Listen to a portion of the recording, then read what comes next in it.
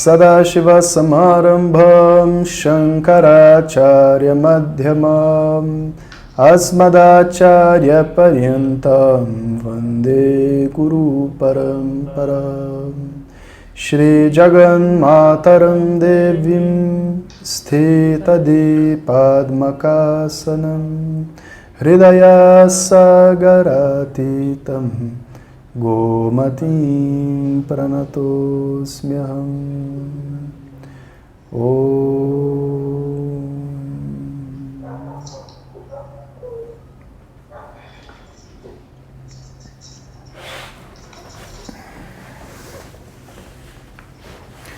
Então, tendo estabelecido, né, essa visão dos 4 passos, né, dentro da espiritualidade, a gente consegue estabelecer agora o que é Vedanta e a tradição védica com mais propriedade, né? Vedanta, então, ou yoga em sua essência, né, podemos dizer assim, o yoga completamente, porque yoga é só uma representação, uma palavra que representa um conjunto de disciplinas dentro da tradição védica. E Vedanta nada mais é do que o final dos Vedas, ou a essência dos Vedas, a mensagem dos Vedas.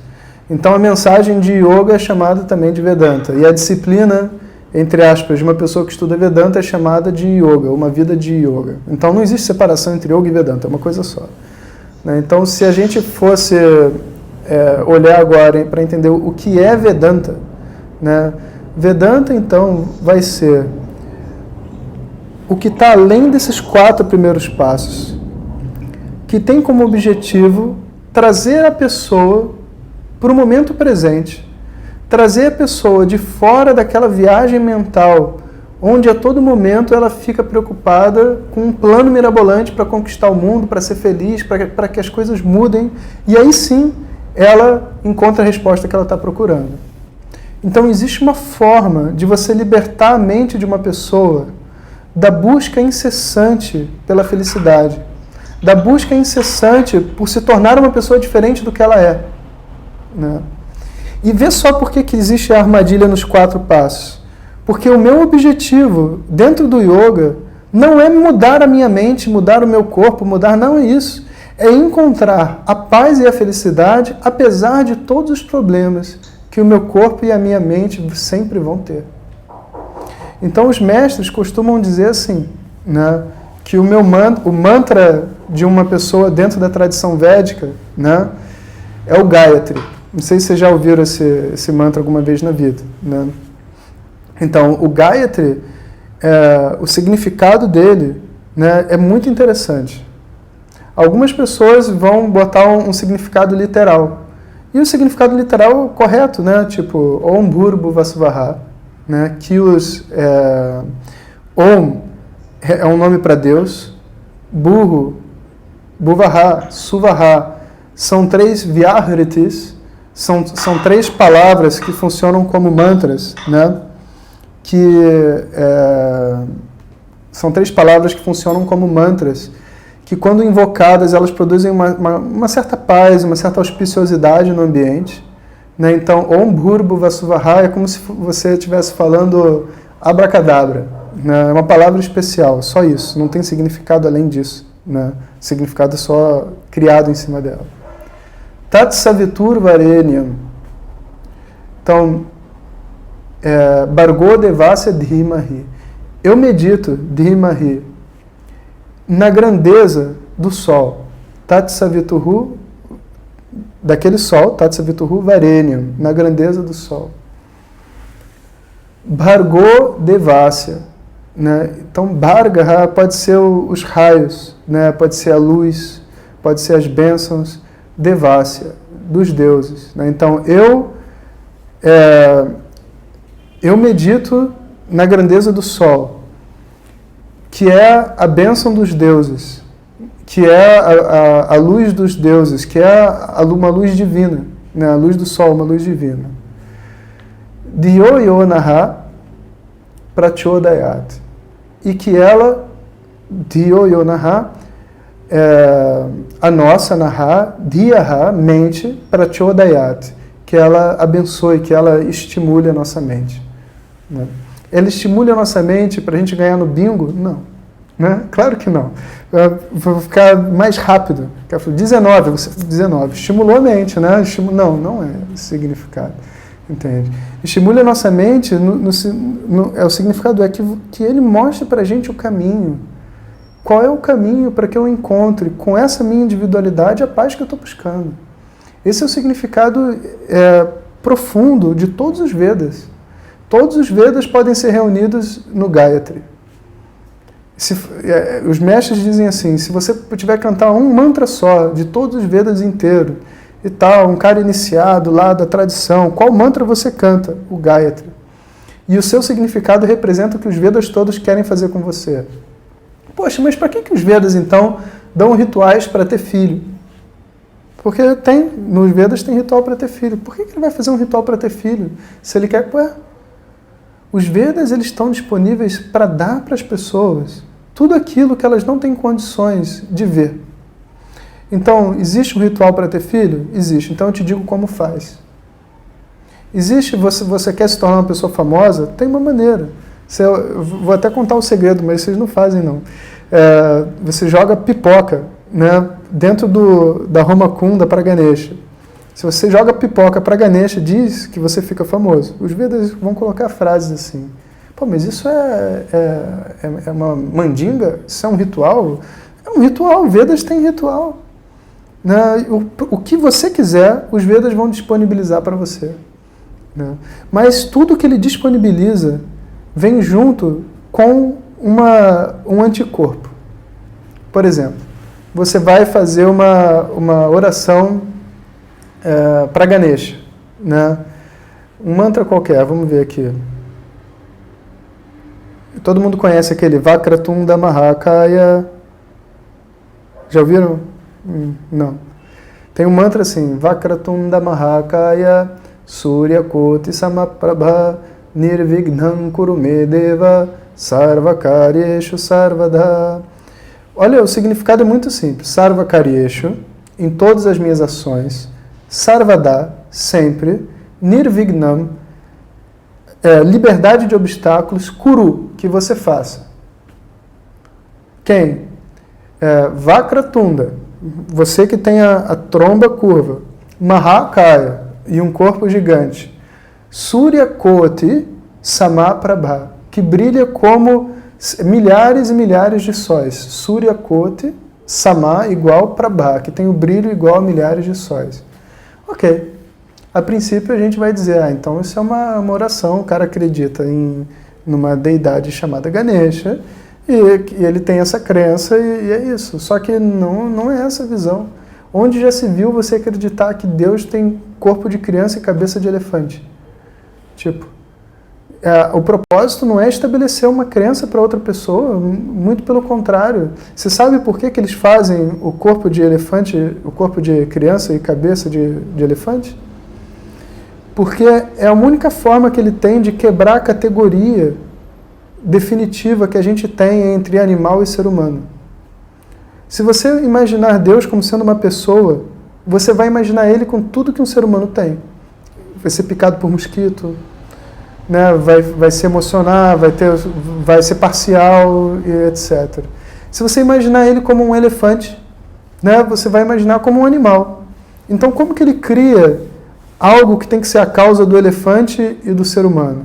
Então imagina Deus como tendo cabeça de elefante e corpo de criança. Agora a minha mente não consegue mais categorizar.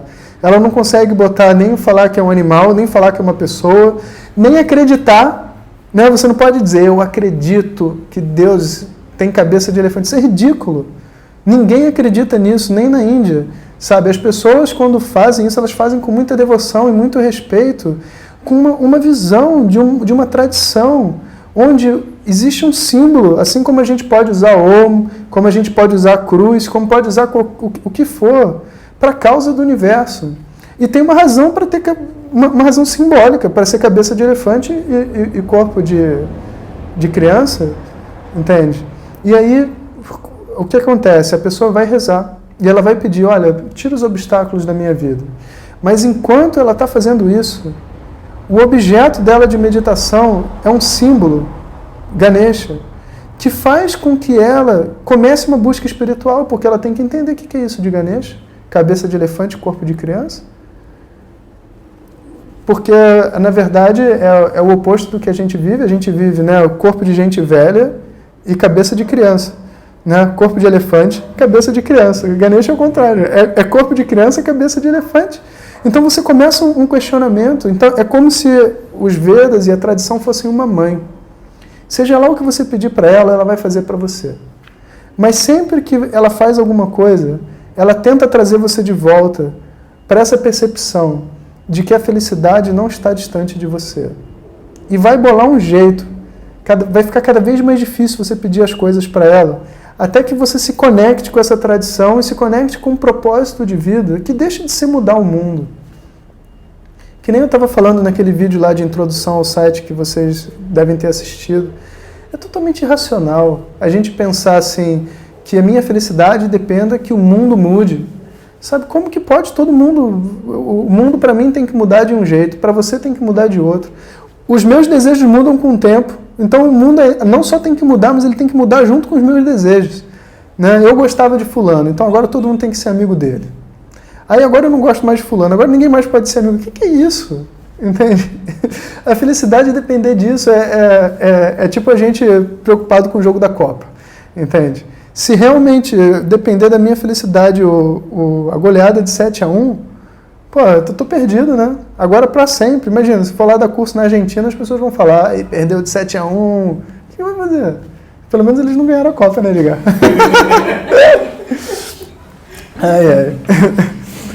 Enfim, então, o grande fluxo dentro da tradição, né, vai surgir nesse segundo momento, onde a pessoa é então chamada por uma busca diferente da que ela estava vendo antes. E até mesmo iniciar essa busca depende do contato com a tradição védica.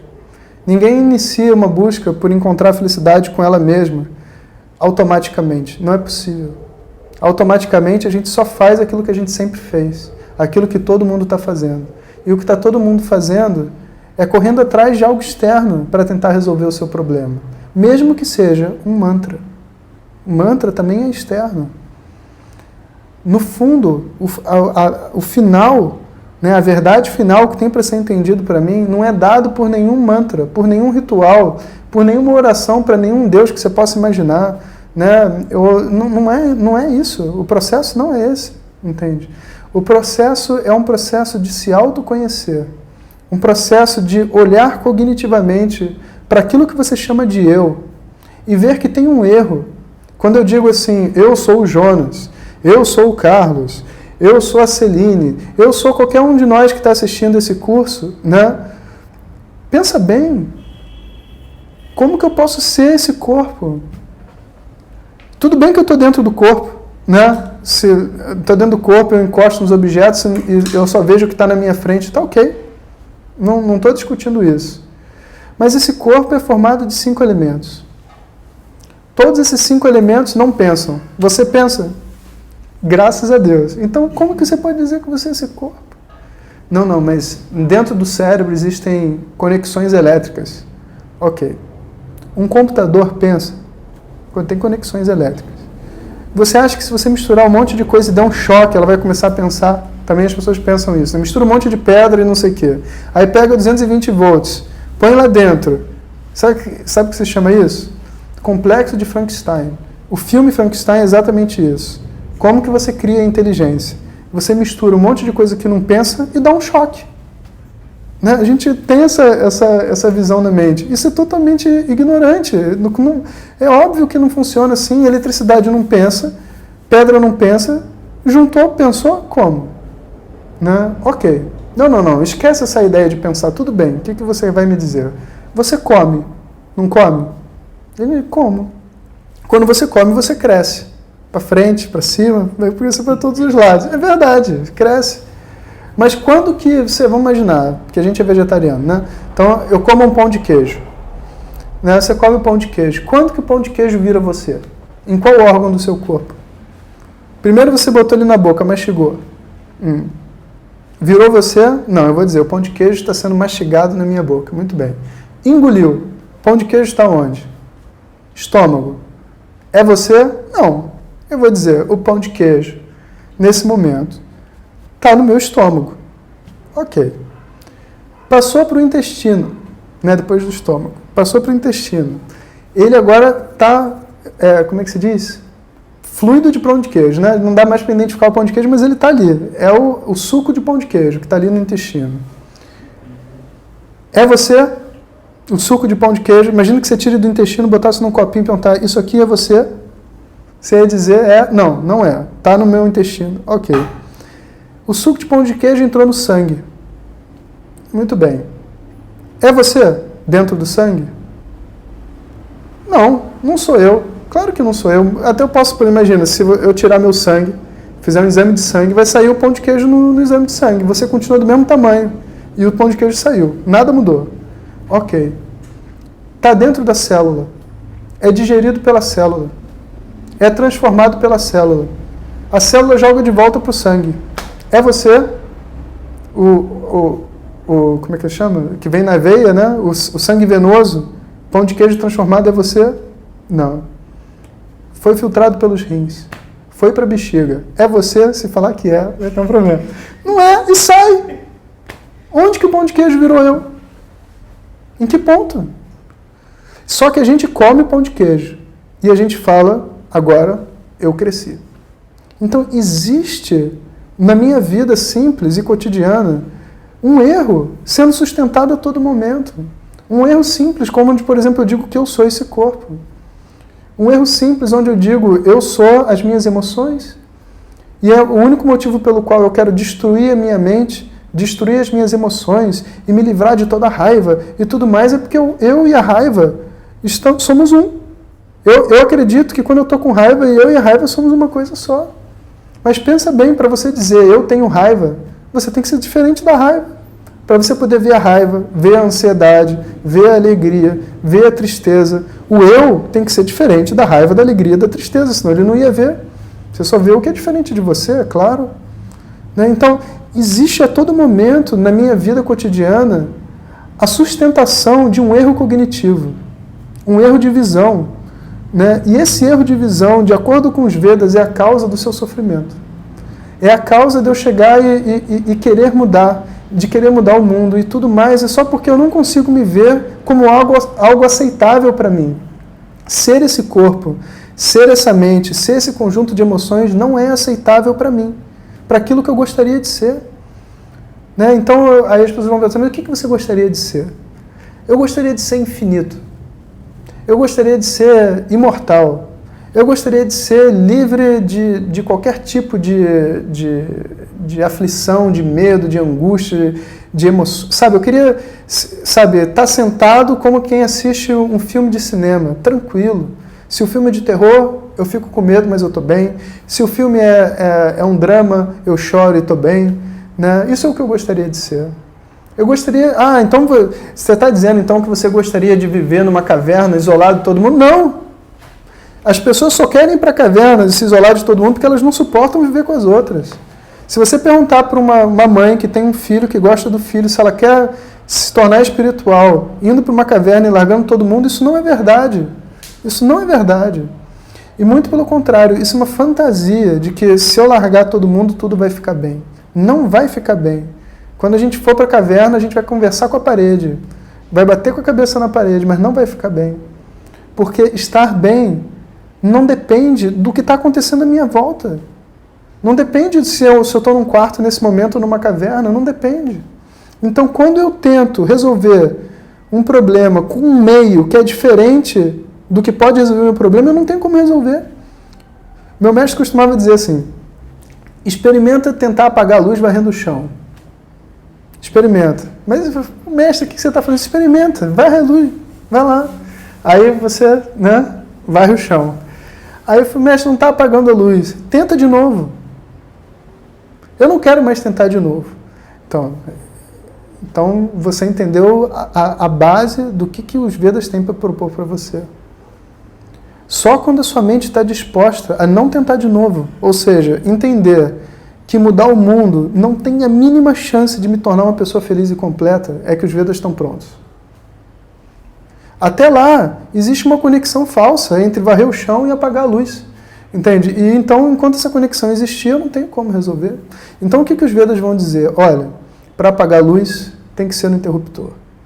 Entende? Se a sua necessidade é se tornar imortal, completo a todo momento, livre de tudo, poder viver onde você quiser, sem nenhum tipo de restrição, esse benefício não vai ser realizado através de uma mudança externa. Você tem que concordar comigo. Pensa bem. A gente senta em casa. Esse é outro exemplo que eu gosto muito. Também era a minha realidade. Eu trabalhei no mercado financeiro. Eu tive a minha própria empresa. Eu fiz lá, como é que se chama? Engenharia mecânica. Né?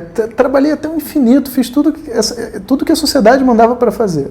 Chegava em casa, antes de sair de casa, se eu sentasse na minha cama, porque quando eu comecei a fazer yoga eu tentei fazer essas coisas. Eu sentei na minha cama, fechava o olho. Né? Quanto tempo você acha para ter um ataque de ansiedade? De olho fechado, sentado na cama. Pensa bem. Uma pessoa com a mente a mil. Quando eu saía da Praia Vermelha para o centro da cidade, em 5 minutos eu trocava no carro a farda para o terno, falando no telefone e dirigindo ao mesmo tempo. Sentado na minha cama de manhã, olha, era assim, ó. Acabou. Impossível!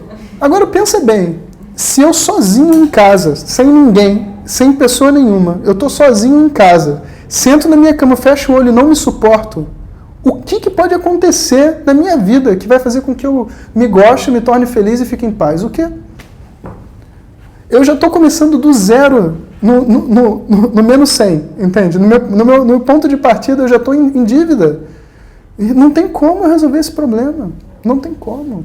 Agora pensa o oposto. É só uma hipótese. Eu sento na minha cama de manhã, independente do que vai acontecer no trabalho, do que dia é hoje, etc. Se o carro bateu, no carro não bateu, mas eu sento na minha cama de manhã, fecho meus olhos, olho para mim, olho para a minha vida e estou em paz.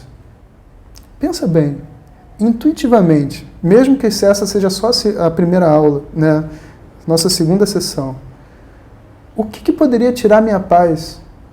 Efetivamente. Se eu sozinho estou em paz, independente se eu vou para o trabalho ou se eu não vou, o que realmente tem a capacidade para tirar minha paz? Nada. Nada tem a capacidade de tirar uma pessoa em paz se ela já está em paz consigo mesma.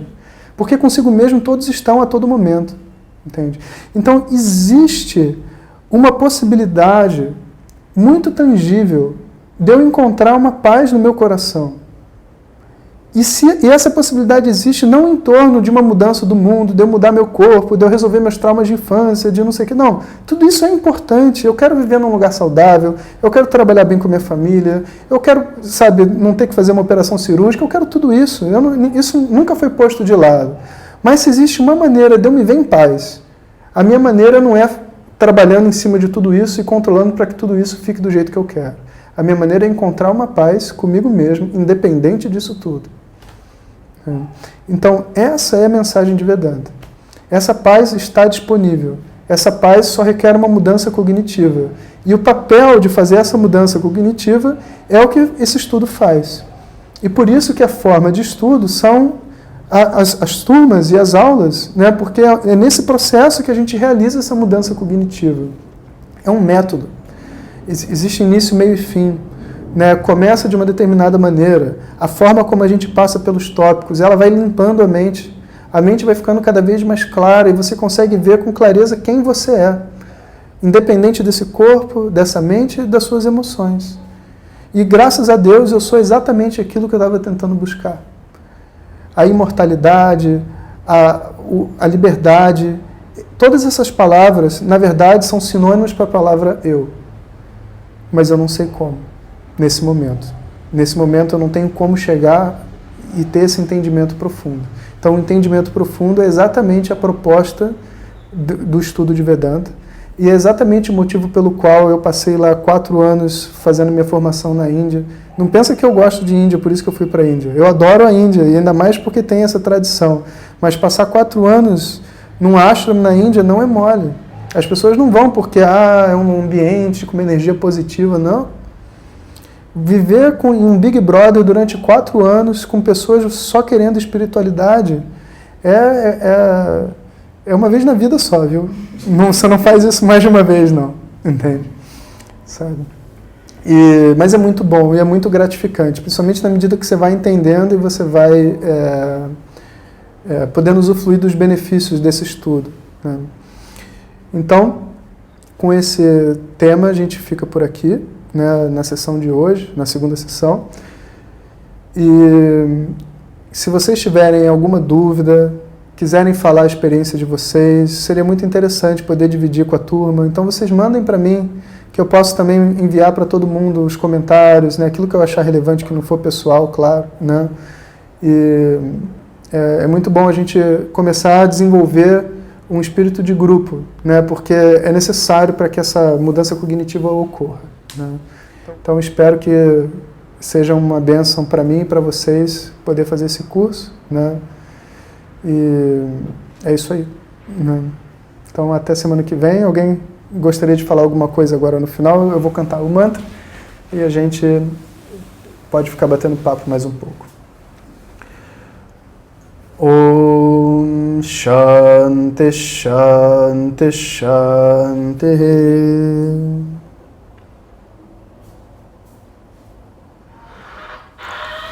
Sim, as aulas serão semanais. Então, toda terça-feira a gente vai fazer 2 sessões seguidas, né, de 30 minutos. E eu acho que vai durar 2 meses. Só que eu geralmente não coloco um plano, assim. Eu tenho um conjunto de tópicos que eu tenho que abordar e se forem surgindo dúvidas e coisas assim também, a gente estende um pouquinho, acelera também se ficar muito repetitivo algumas coisas, né? Mas geralmente levam uns 2 meses até abordar todos os temas que são os temas de base, né? Que são explicados antes de você poder, tipo assim, entrar dentro da tradição sem olhar para trás, sabe? Então, essa é a proposta desse curso, né? Fazer esse caminho inicial, né?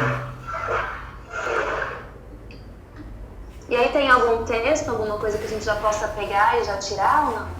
Olha, pois é, essas aulas elas são de professor-aluno mesmo, né? A proposta é essa. Se você quiser ler algum texto, o que eu sugiro que leia são os textos do site, porque todos eles foram desenvolvidos exatamente para esse momento, antes de você começar a estudar efetivamente com um texto tradicional em sânscrito e tudo mais, né? Então eles foram desenvolvidos para essa amplitude e o livro, né, dos fundamentos do yoga, que foi escrito baseado nesse momento também, né? Se você quiser, lá no site tem como você adquirir e tudo mais, né? Olha, você pode ler, sabe o que, para começar? Qual a diferença entre espiritualidade e religião?